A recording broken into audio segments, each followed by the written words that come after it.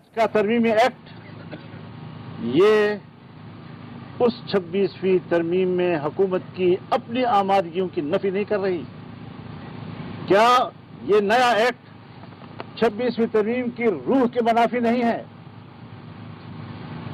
کیا یہ آئین کا تقاضا ہوگا کہ کل آپ نے 26ویں ترمیم میں وہ سارے کردار واپس لے لیے کہ جس سے ہمارے آرمڈ فورسز کو سول کے اندر اختیارات میں اضافہ مل رہا تھا، آج دوسری طرف سے آپ نے ایکٹ پاس کر کے اپنے ہی اس عمل کی نفی کی ہے. یہ آئین کی توہین ہے، آئین کے 26ویں ترمیم کی توہین ہے، پارلیمنٹ کی توہین ہے، جس نے کہ یہ 2-4 روز میں پاس کیا اور آج آپ اس کی نفی کر رہے ہیں.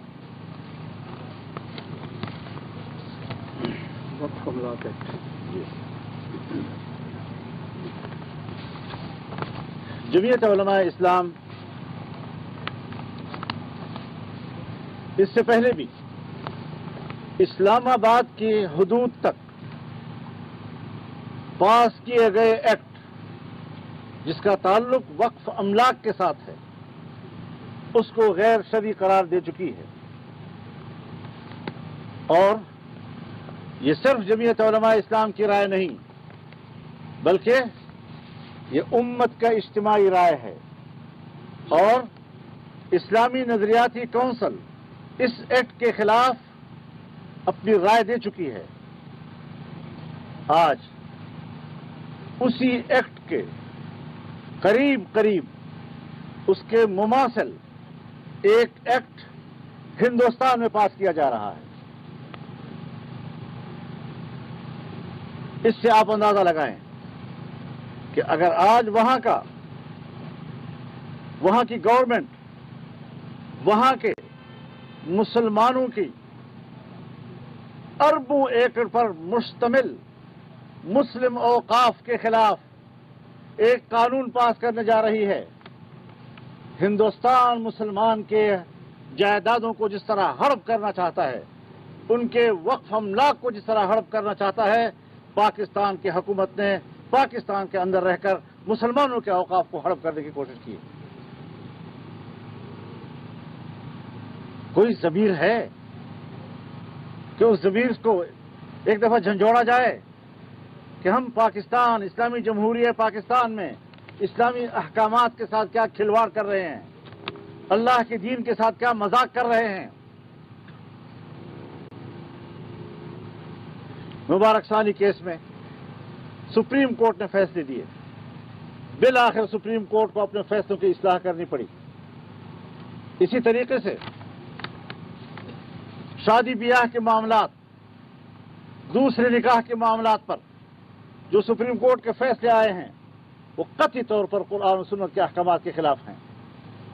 میں نے اپنی عائلی زندگی میں نہ سپریم کورٹ سے پوچھنا ہے، نہ میں نے حکومت سے پوچھنا ہے، میں نے اللہ کے حکم کے تحت کرنا ہے. میں نے اللہ سے پوچھنا ہے اور اللہ ہی کے سامنے جواب دے. میں اعلان کرتا ہوں کہ میں کسی سپریم کورٹ کے ایسے غیر شرعی فیصلے اور حکومت کی طرف سے پاس کیے گئے غیر اسلامی قانون کا پابند نہیں ہوں گا. آئین کہتا ہے کہ ہر قانون قرآن و سنت کے مطابق ہوگا. کورٹ پابند ہے کہ وہ قرآن و سنت کے تابع فیصلے دے گی. ایسے فیصلوں کو ہم تسلیم نہیں کر سکتے. ہم اس کے خلاف جائیں گے، دوبارہ کورٹ میں اپنا مقدمہ لے کر ہم جائیں گے. ہم جمہوری لوگ ہیں، آئین و قانون کے دائرے میں لڑیں گے اور یہاں پر اسلامی اقدار کو سربلند کریں گے. اسلامی اقدار و احکامات کو انسانی حقوق کے منافی قرار دینا کسی ملحد کا کردار ہو سکتا ہے، کسی اللہ کے سچے بندے کا کردار نہیں ہو سکتا. ہم کبھی بھی دفاعی پوزیشن پر آ کر اسلام کی جنگ نہیں لڑیں گے. ہم واضح طور پر کہنا چاہتے ہیں کہ ہم اس ملک میں جارحانہ انداز کے ساتھ اللہ کے دین کی جنگ لڑیں گے. ہم آگے بڑھیں گے انشاءاللہ. اور اس حوالے سے ہم عوام میں بھی جائیں گے. ہم عوام میں بیداری پیدا کریں گے. ہم عوام کے اندر ایک شعور بیدار کریں گے کہ آپ کے ملک کے اندر اللہ کے دین کے ساتھ کوئی کھلواڑ نہ کر سکے، چاہے وہ ہماری اسمبلیاں ہوں، چاہے وہ ہمارے حکمران ہوں، یا چاہے وہ ہماری عدالت ہوں.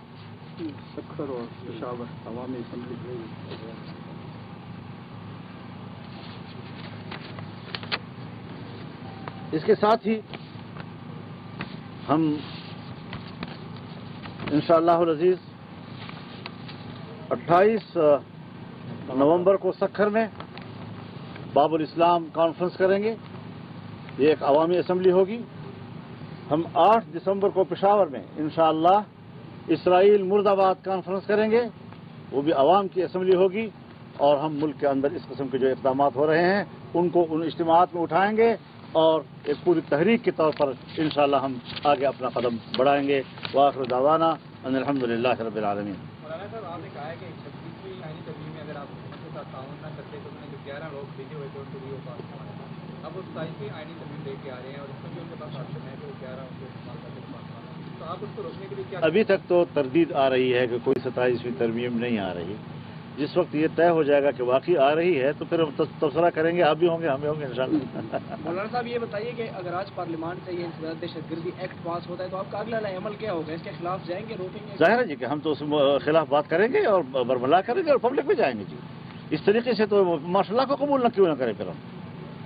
मौलाना साहब, ये बताएं कि आपने यकीनन मजलिस शूरा को आपकी जो जिस जमात के साथ आजकल हमांगी है, आपसे मुलाकातें भी आपकी जारी हैं, मेरे मुराद पाकिस्तान तहरीक इंसाफ की क़यादत है, उससे मुलाकातों के और मुस्तकबिल का जो लाएअमल है उसके बारे में मजलिस शूरा को इत्मीनान कर लिया होगा। इसके साथ सवाल यह है कि एक सोशल मीडिया पर क्योंकि एक प्रोपेगेंडा हो रहा था तो फौरी तौर पर इमरान खान ने आपसे रब्ता किया। इमरान खान ने आपको पैगाम भेजा PTI की 2 आला शख्सियात के जरिए और आपसे रब्ता किया गया। तो क्या इमरान खान के ये राब्ते और आपके साथ कुर्बत, क्या वो आपके साथ मिलकर कोई लाएअमल बनाना चाहते हैं मुस्तकबिल में, और क्या आपकी भी इसी तरह पैगाम रसानी होती है इमरान खान के साथ? शुक्रिया।